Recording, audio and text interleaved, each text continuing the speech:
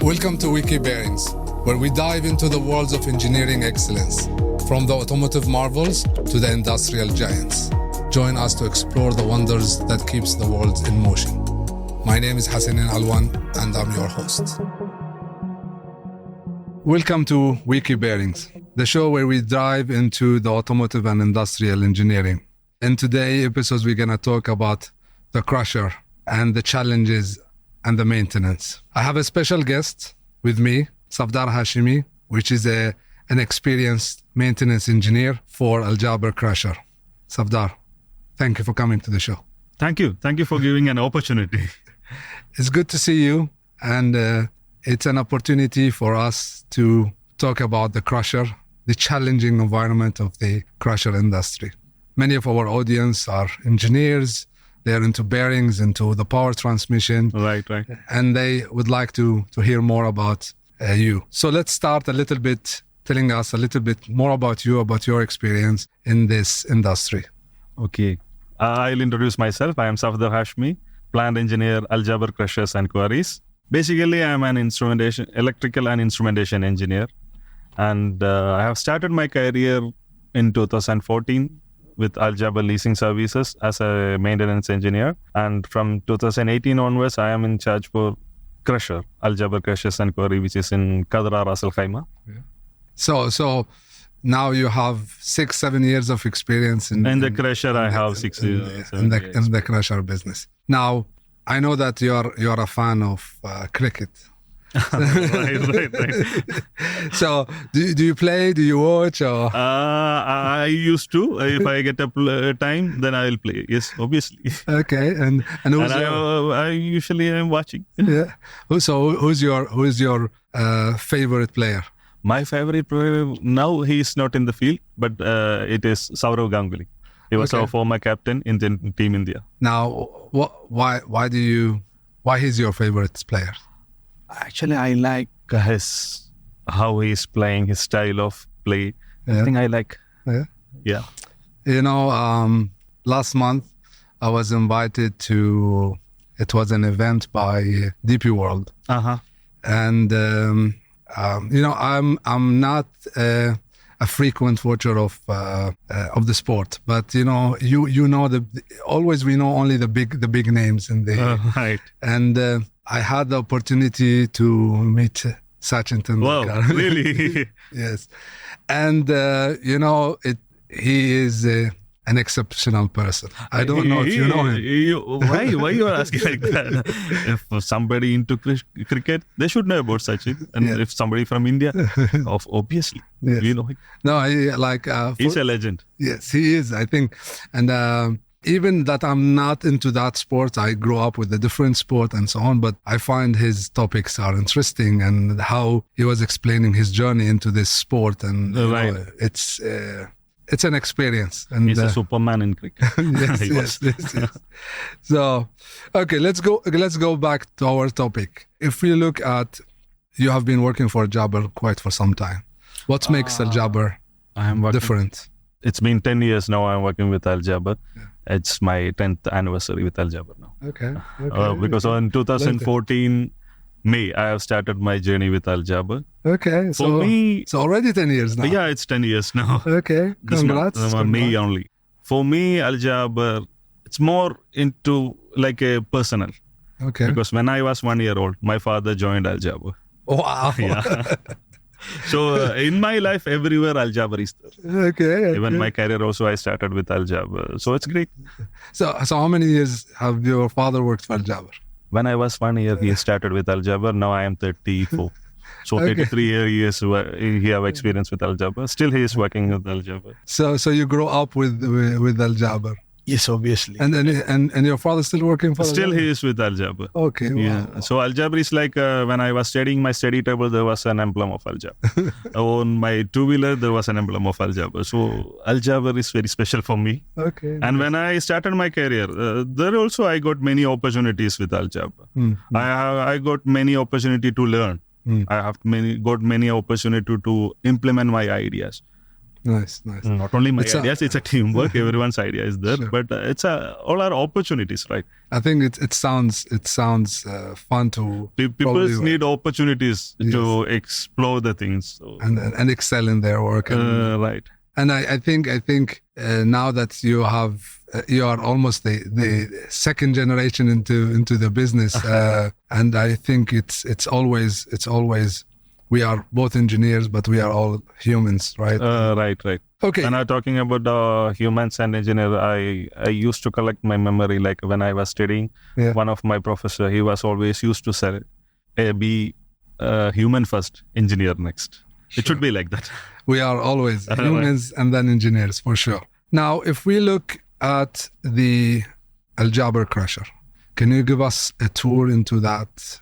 Yes, of course. Like, let's try to imagine how this crusher plant looks like. Right. If we are going to crusher, then it will start from the quarry operations. Okay. So from there, the quarry, twice in a week, we will have a blasting. Okay. So that blasting, we will plan according to the size of our jaw crusher intake. So it will be the blasted material. It should be like 1000 mm width with 1000 mm height. This should be the size. Okay. Then from the excavator, they will load it on the dumper truck with a capacity around 40 to 45 tons. So it will bring the material directly into our jaw crusher. Okay. We have a Sandvik jaw crusher. Almost all our plants, machineries are from Sandvik, Sweden. Okay. So it is the top into the industry. Yes, it is. Okay. And if you're coming to the jaw crusher, it is CJ815, Sandvik CJ815. That is our primary jaw crusher. Okay. And we have one locomo that's like a substitute. Okay. If there is any problem in the main crusher, then only we will start that one. Is it the same capacity? No, actually it's a bit less capacity. Smaller one? A smaller one. It will have a capacity like 350 or 400 ton per hour, that's all. But the Sandvik one have a capacity of 800 ton per hour. Wow. Okay. So we will feed the material to the jaw crusher, and jaw crusher output, it will be like 0 to 300 mm. The main jaw crusher. The jaw crusher output. Okay. And in between 0 to 50 mm material, we will take as a product in the first stage. Then as a secondary crusher, we have Sandvik CS660. It is a cone crusher with a capacity of 700 ton per hour. Okay. Then the tertiary crushing station, we have Sandvik CH660, two crushers we have. Both have a capacity of 400 ton per hour. 350 to 400, that's, let's see. Okay. Let's say like that. Okay. Then at the fourth stage, we have a crusher, Sandvik CH440, Okay. with a capacity of 100 ton per hour. Okay. And the feed size of Sandvik CS660 will be 0 to 300 mm. Yes. Then the output will be below 90. 0 to 90 will be the output for that one. That 0 to 90 we will feed to CH660. Okay. And the output of CH660 will be below 22 or below 24, we can say. Okay. As the settings will be below 22, but material will be around up to 30 mm or like that. Then the fourth one, CH440, have CSS, we will keep it on 7 mm. Okay. The finer material. This is like Right. Then the final stage, there is VSI, vertical shaft impact crusher. Okay. This machine will give the shape for the material. It is crucial, the shape. This is where the final shape is. Right. is The getting elongation, flakiness, those kind of things should be eliminated. Okay. Then only it will suitable for the project. Okay. Then for the screening, we have 6 screens from Sandvik. Okay. So usually, who is your customers? Mainly our material are used for asphalt. Asphalt. So asphalt. Okay. So all the asphalt we are driving on is your material. I wish to be like that. Everyone should come with us. Then only our sales will be better. Then our life will be better. So asphalt material we are using mainly for the asphalt. because our quarry is gabbro. Yeah. Gabbro is suitable for asphalt. Okay. And if it's limestone, it will go to the cement industry. Means depending on the raw material itself. Right. Sure. So now that we have an idea about the plant, now we try to imagine and we need to think. We are producing 650 ton per hour. 650 ton per hour. And the minimum we are running 16 hours a day. So 2 shifts. 2 shifts, 8 hours per.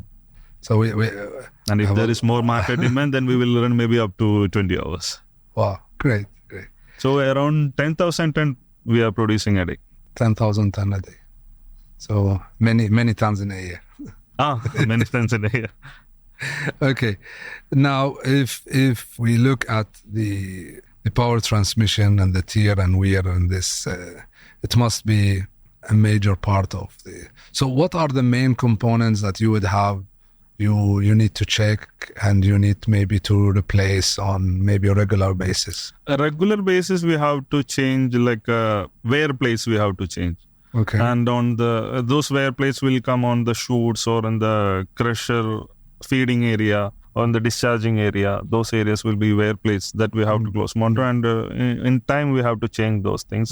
Otherwise it will damage our equipments. Sure. And then if you are going to the screen area, the screen meshes that we have to check. If there is any problem, we have to change, or maybe we have to repair. Otherwise it will also affect our production. It will reduce the production. Sure. All right. And then what about bearing, belts, chains, seals? Yeah, those are also important things. But generally, that's why I spoke about the plates. Okay. Bearings also very important role it have. So bearing, lubrication. Now, do you change bearing every month, every year? No, not like every week. Not like that. Just to get an idea. For every bearing, there will be a lifespan for that bearing. So I'm not saying that we are almost achieving that, but we are trying to get the maximum life of all parts, even the bearing also. For sure. So for that, we have to follow some certain of things. Okay. Lubrication, that's the most important thing. We have to look on the lubrication. So tell us a little bit more about the lubrication. Lubrication means first manufacturer, they are suggesting a time interval to change the lubrication. We have to follow that. We have to use the proper lubrication, which according to our application, we have to use the proper lubrication. Then we have to follow the instructions from them. Okay. Yeah, if we are taking the case of cone crusher, every 2,000 hours, Sandvik is suggesting to change the lubrication. We are not always waiting for 2,000 hours. Sometimes maybe before also we have to change. So we have to monitor it. We have to monitor the. Is it any specific lubrication you're using for this cone? Now we are using 330. Okay. EP 330. And how much you have to put? 400 liter for one crusher. 400 liter. And that's a lot of lubrication. For the screen, it is 550. Okay. 50 liters. Wow. That screen, every 500 hours, we have to change the lubrication. Every 500 hours. For the crusher, it will be every 2,000 hours. Okay. I think because of the vibration and so on. Exactly. Now, screen itself, it's vibrating. It's a vibrating. The job is to vibrate. To vibrate, that's it. And this is, I think, also put a pressure on the mesh itself and all the components inside. Right. So everything there is on a daily impact all the time. Will be there. Yes. Now, you were telling me about the importance of lubrication and so on. If we just try to, so you have a lot of shocks, vibration, you would have a lot of impact caused by all the crushing and so on. Now, if we look at the crusher industry, it's an everyday crushing and there is a lot of shocks, vibration, and it's part of the... Obviously, because we are crushing the stone, so there will be shocks and vibration. Now, how that has a major impact on the machines. How do you take care of your machines the right way? Manufacturers, they have designed their equipments to accommodate all these problems, means shocks and vibration, everything. They are having damper system or springs, those are there, and they are suggesting the best part for those applications, like a bearing. We have to use the right bearing for the right application. There will be the same number, but there will be differences in the suffix clearance, and then there will be differences. For sure. The cage, Sometimes we are using the steel cage, sometimes the brass cage. Sure. Or sometimes for the screen, we have to use the C4 clearance. Yes. Or sometimes the special... Like the example, the EF 800. Exactly. Yes, of India. So those things we have to take care. We have to use the proper bearing and we have to follow the proper mounting techniques. We have to check the clearances. We have to check the fits and tolerances. It should be in the limit. It should be in the limit. We don't want to compromise on those things. For sure. Then lubrication. It have a key role. We have to look after the lubrication. If you are not giving proper lubrication, then there will be a failure. So are you using just a standard lubrication nowadays, or what types of lubrication you use?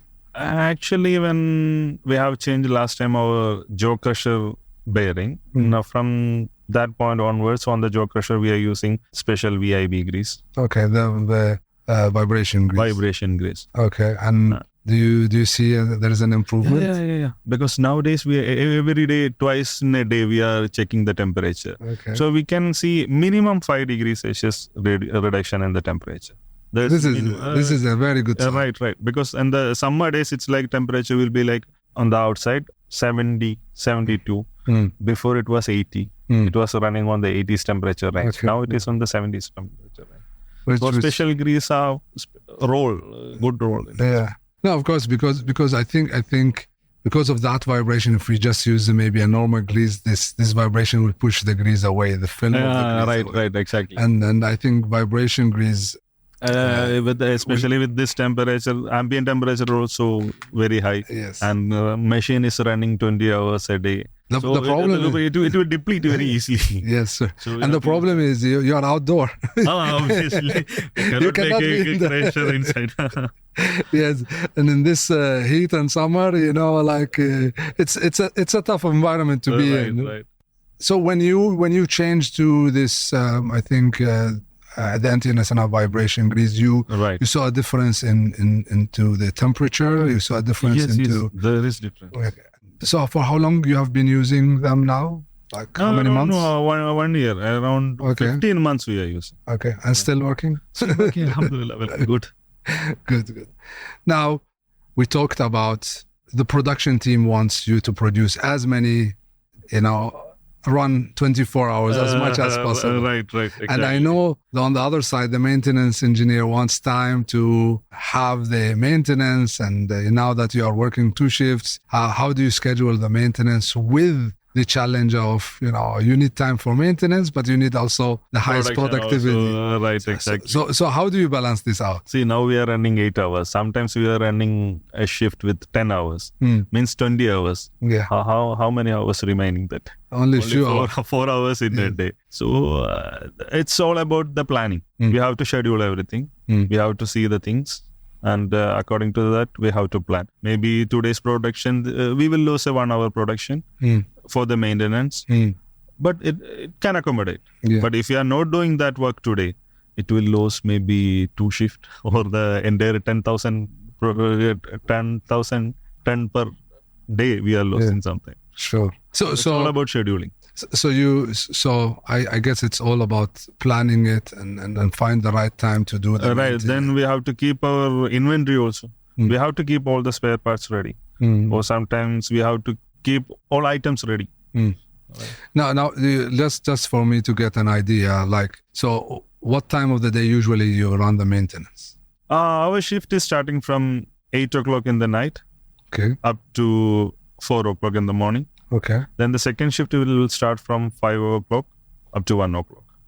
Then 2 to 6 is the maintenance time. Maybe it will up to 8. Okay, 2 to 6 in the afternoon. No, in the afternoon. Okay, and this is so the daytime our maintenance team, they will come and they will inspect the things and they will prepare everything for the evening. Yes. Then the afternoon session we will do the maintenance. Right. And if there is any big works, then we will do it on weekends. Okay. We will postpone if possible. We will postpone to the weekends. Okay. Usually from Friday afternoon up to Saturday evening, we will have time. Okay, so this is more of the longer maintenance requirement. Longer maintenance requirement, those we will do on the weekends. And this is where you need I think during the week to prepare all the parts that you need. On the weekends, we are all very busy on the weekends. Yeah. That is the problem with that. Really? The production, we cannot stop the production. Okay. So for personally, for me, I will be very much busy on the weekends. Okay. Because most of the wife maintenance... always used to complain like, why you are taking the off there? From morning itself, you are on telephone. Yes, sure. No, of course. I mean, like if you cannot stop the production, then all the maintenance. No, we cannot compromise the production. We have production targets also, so we have to achieve that. Now, just to this environment is not only having the impact from the vibration and the shocks. I think the dust is another player into this environment. Dust everywhere. It is dust. Even in the office also we will see dust. If you didn't clean the area, then there will be dust of tomorrow. So tell us how dust is playing a role, and how do you prevent, and how that can impact your production. And we have dust suppression system. Okay. Like in the crusher, in the screen area, everywhere we have back filters which will collect the dust. Then we are using water sprinklers on the conveys. Okay. And near to the chute and feeder area, we are using water sprinklers. But still, dust will be there. And how do you minimize the impact on the machines? Because dust can contaminate, the lubricant can contaminate the components. We have to take care about the parts like seals, oil seal, everything we have to check. We have to replace if it's required. Do you see do you have a major problem because of the dust? Yes, obviously for our screens, especially on the screens. If any O-ring is damaged, or if any oil seal is damaged, it will reduce the oil quantity first of all. Yeah. If we didn't notice it during the running time, it will reduce the oil quantity. So again, there will be a chance for failure. Yeah. Then contamination will occur. This dust will go inside it will mix up with the oil. And it will act like a grinding paste. Yes. It will eat the bearing. It will eat everything. But how do you predict this before it becomes a grinding paste? For that, because when it's a grinding paste, it's already too late. Right. Before that, we have to find it. What a practice we are doing every week. Yes. Usually on the weekends. Yeah. We will collect a sample, small quantity of oil. Okay. And with the naked eyes, we will inspect it. Okay. Maybe the color will be changed into black, so we can predict there will be contamination, or we can check the thickness. Okay. If it's reduced much, then we have to change. Before changing, we have to find first the issue from where it's contaminated. Okay. Sometimes on the screens, there is a tube where the oil is seating. Okay. Those tubes getting cracked because of the vibration and all. So we have to find where is the problem, or the seal, cause, or the O-ring. The cause we have to find first. Yes. Then we have to eliminate that. Then we have to change the oil. Okay. Before getting too late. So normally in terms of lubrication, you're mainly using oils, or there's some places where you're using greasing, oil? At present, we are using greases only some particular areas, like a plumber blocks we are using obviously grease only those. Sure. Yeah. And the crusher spider. Yeah. For the spider bushes, we are using grease. Okay. But everything else is running on oil. And is it like an auto distribution of oil? Is it how or is it like a closed circle of oil? It's a closed circle of oil. Okay, so this is why you inspect, and then you have to... Right, exactly. And our crusher is automated. It is connected to an HMI. Okay. So during the operation, it is monitoring all the temperature, pressure, then kilowatt. All parameters are monitoring real time. Okay. And we will get the history also. So from there also, we'll get some indications if the temperature is getting higher than yesterday, or today is getting higher. Suddenly, if there is a spike of temperature, then we have to check. So is it a real-time monitoring system? Yes, it is a real-time. So what are the parameters you are able to measure? Temperature. Okay. Pressure. Pressure. The crushing time, how much pressure will be, the side will be, then the flow of oil, that one also monitoring. It gives you an indicator of thick. Right. Then the kilowatt of motor, that one also we can monitor. Okay. And is it something you monitor at the end of the day, or is it on? It's a monitor. Actually, it is an HMI which is connected to the crusher, so the operator can see all those data real time. So if any spike, I'll go daily basis and I will check the history. Okay. So if there is any problem, we can. There will be some indications. According to that, if we are talking about if temperature is increasing suddenly, all of a sudden if temperature is increasing, first I will tell my people that go and check the oil retainer. So if any metal parts are there, then something is happening inside. Okay. So maybe we have to remove. We have to open the crusher. Okay. So you said if temperature is increasing, it's one indicator. Is there any other indicator that can, for example... Sometimes the crusher pressure will have a spike. Okay. So what does that mean? Sometimes the mantle and concave, those are the wear parts inside the cone crusher. Okay. Maybe sometimes what happens if there is a crack in the mantle and the material will stuck in between those cracks. Okay. This will give a spike in pressure. In the pressure. Yeah. And then you can, if you monitor that, you can be able to predict that this is right. Because of the experience, sometimes we can know there is a problem. So I'll tell my people, check that one, check the mantle. Then they will just open the crusher. There is an inspection door. So they will see, and if that is a problem, then we will change the mantle and concave. Okay. And if there is any problem on the bearing, and the temperature is increasing in the crusher, then there will be noise. Because if the bearing have problem, then there will be noise. Usually it screams. But the problem is it's crushing. So we cannot distinguish the sound. So we have to stop those plant and we have to run each machine separately. That's what we are doing in the maintenance time. Now, of course, because of the sound of the crushing, it doesn't give you that. We cannot distinguish that. Yes, sure. Now, I think as engineers, we would like to prevent problems and find ways to build a longer span of life for our machinery and minimize the maintenance. Now, do you have any case studies or anything that you have recently done that gave you a different result than your daily results? Yes. Many cases are there. Let's take an example. On our cone crusher, CS660, once our mechanic, he was doing the inspection and he told me the gap between the seal and the collar is bit increased. And suddenly he went and he checked the oil and he saw some contamination in the oil because the oil color was black. So we were expecting some problem then because it will damage our bearing. From that day onwards, I told them, because it was on a Monday. So for the weekends, it's too long. We have to wait. Otherwise, if it's possible, we have to wait. So we were planned accordingly. But what happened, the second day itself, we have noticed some noise from the crusher, especially from the pinion area. Okay. Then temperature was also increasing on that area. We are using infrared thermometer to measure the temperature from outside. So temperature was also increasing. It was reached around 85. Normally it will be on 60 or 65 like that. It was reached to 85. So we have to do something right. So that day we have stopped the crusher and we have started the changing of this pinion assembly. We had one set of pinion assembly ready. So during the maintenance time, it took only 4 to 5 hours.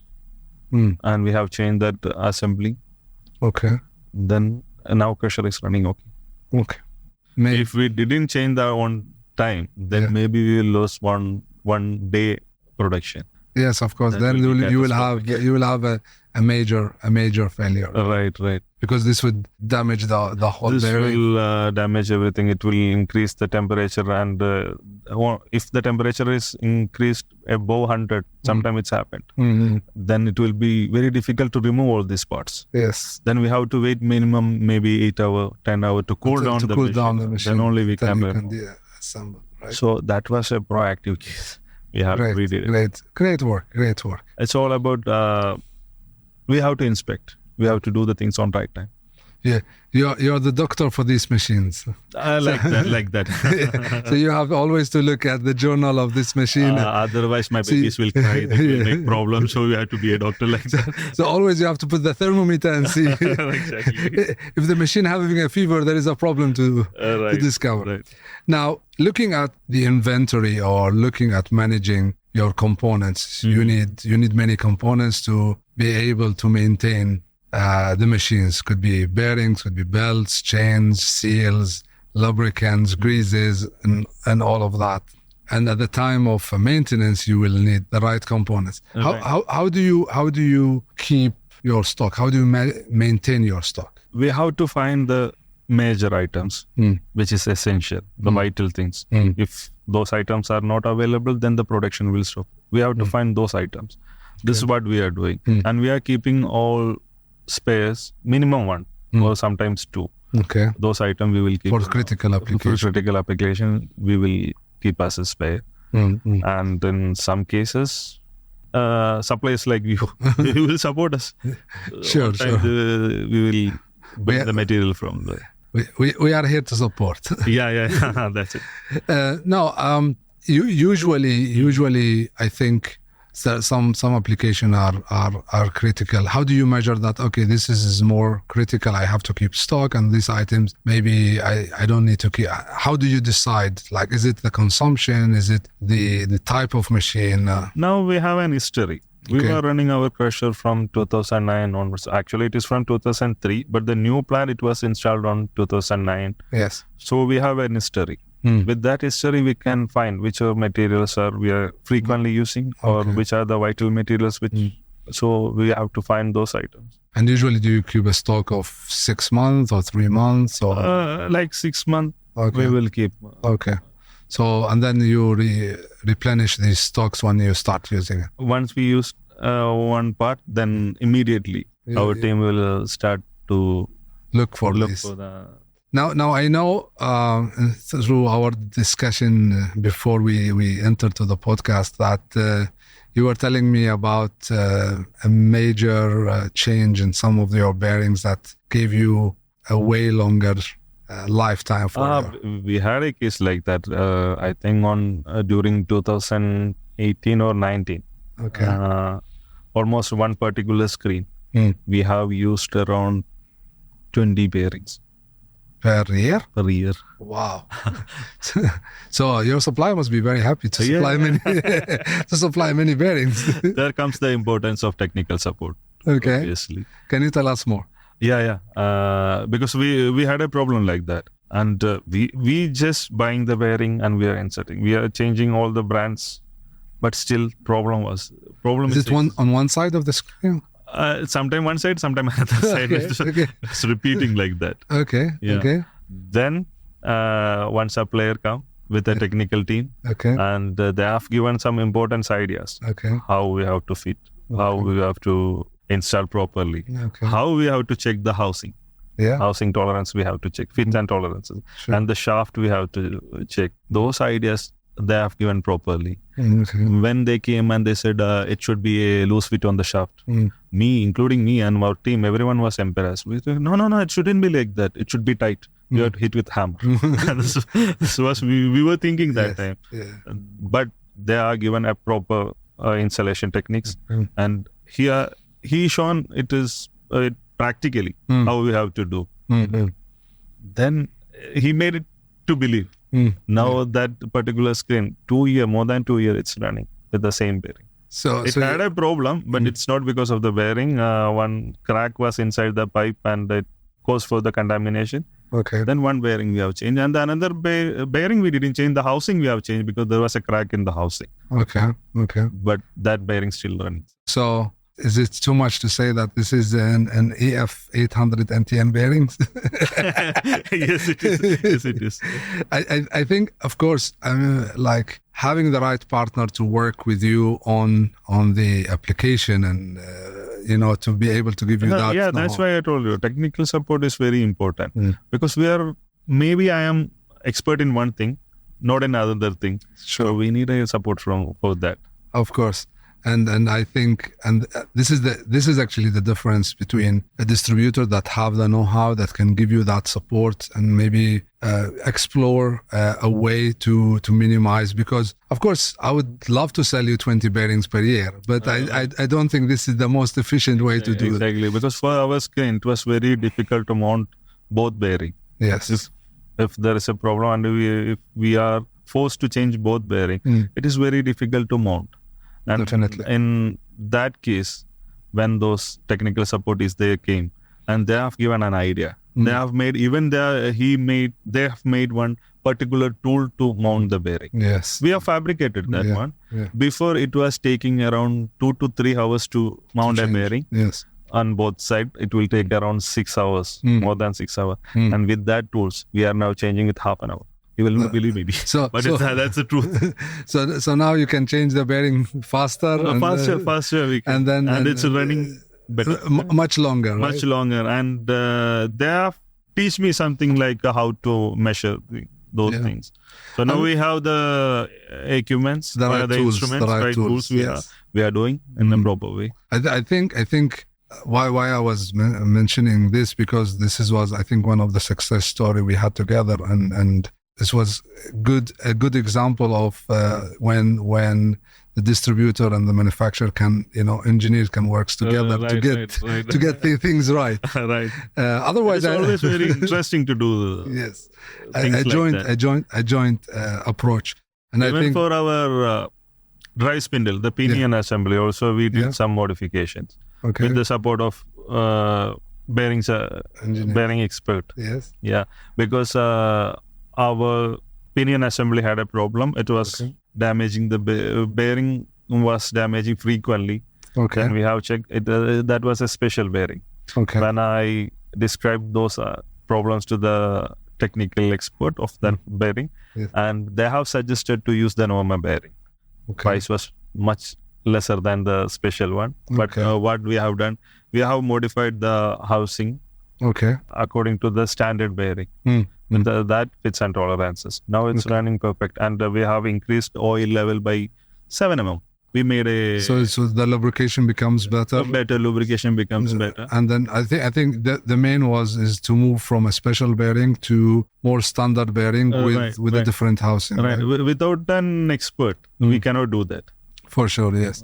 And I think this is I always think there is always the success story when the engineer from both the distribution, the manufacturer side, and the plant work together to bring a solution. Right. And it's not, sometimes it's not about selling the bearing or the price of the bearing, or that it is I think it's a balance of all of that. And having the right tool, if it's the induction heating or having the right lubrication, all of that. And we need always an interesting thing to do. Yes. To find the problem, to find the right solution. It's always interesting. We are, at the end, as an engineer, we are solution providers. Right? Exactly. We always think about, how to make this better and how to and sometimes it is each have their own experience from that field. As an application engineer, in the bearing business, they have that understanding, and you in the maintenance have and all of this knowledge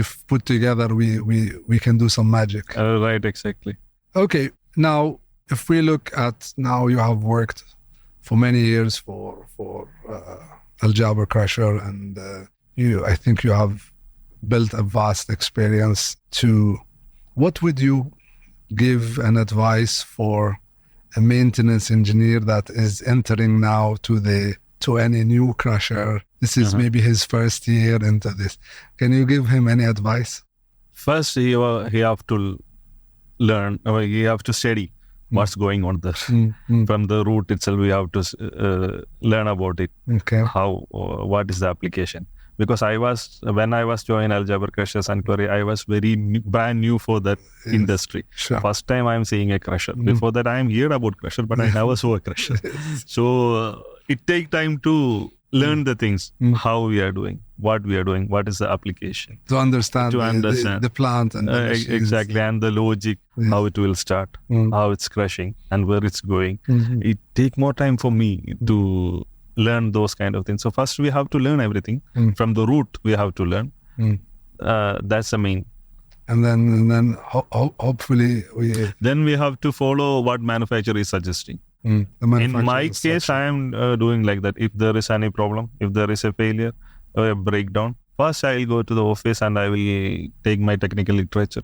And for the particular machine, I will open that one and I'll start searching on the problems or the solutions. They are giving proper solution. If we absorb the manuals and exactly, we can get the but we don't want to learn it every time. With my experience, that's the way. If there is a problem, we have to open that one and we have to find the solution. Then it will be there in our memory. It will be stored. No, but we grow up with manuals, but the new engineers are growing up with iPads, so it's going to be another challenge. We don't want to by heart everything. For that, we have storage devices. Yes, sure. But we have to learn the things which we should do.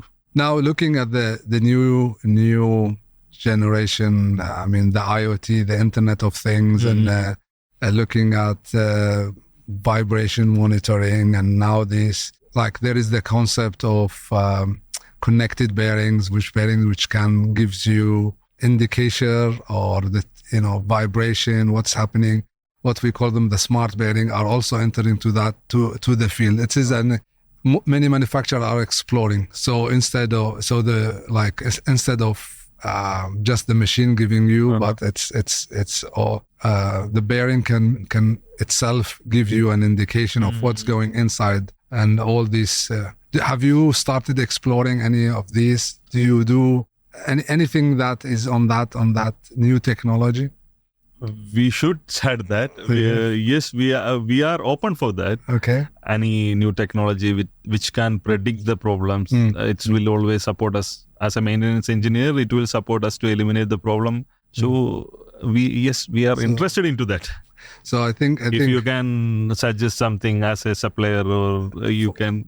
We are looking at this like predictive maintenance. There's now tools that was not available maybe 10, 15 years ago, and this with the Internet of Things, you can monitor. Now artificial intelligence, everything is so there is now technologies that we are also looking and exploring. Of course, we would love to explore some of these ideas with you. I think NTN have released something which is called the smart bearing as well. It is still on a concept base, which can kind of reveal a lot of data lifetime, and they have also accelerometers. If anything can reduce the downtime, anything can support the manpower, then we can look forward for that. I think nowadays many manufacturers, most of the big boys, if it's SKF, NTN, Schaeffler, all the big players are all more or less working on